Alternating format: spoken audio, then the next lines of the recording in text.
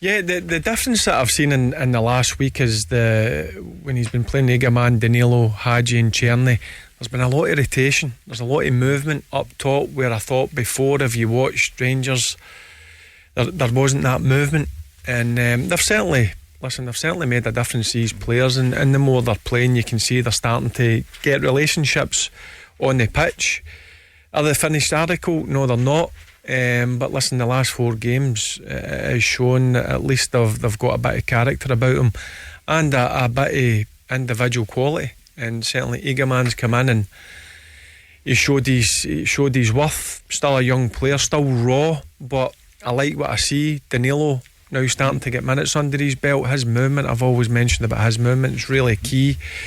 And Hadji, in the final third, he brings that bit of quality. And Czerny, obviously, I didn't think it was his best game yesterday, but listen, he's been popping up with some important goals. But the difference for me is the movement up top. They're not static as before. I thought they were very robotic up top, but now they're moving defenders about, they're creating spaces for each other, and certainly over the last 4 games you've seen a difference in that. Mark, hard to believe there's no Hadji on Thursday night, nor Danilo. Yeah, in some respects, Paul, I'd say that's maybe a blessing in disguise, because it means that the manager has no option but to leave them for Sunday. And maybe Danilo, you'd like to maybe get another 45 minutes under his belt, however, you're not going to risk any injuries. Just nurse him through training, whatever you need to do with him, because he will be important. If Rangers are going to get a victory on Sunday, Hadji and Danilo are going to have to be bang on it, as Barry says, to pull that Celtic back line about, just to make Celtic think twice about how they need to defend as a team, because Celtic haven't, certainly in Brendan Rodgers' time, have they come up against Hadji and Danilo. So that's important.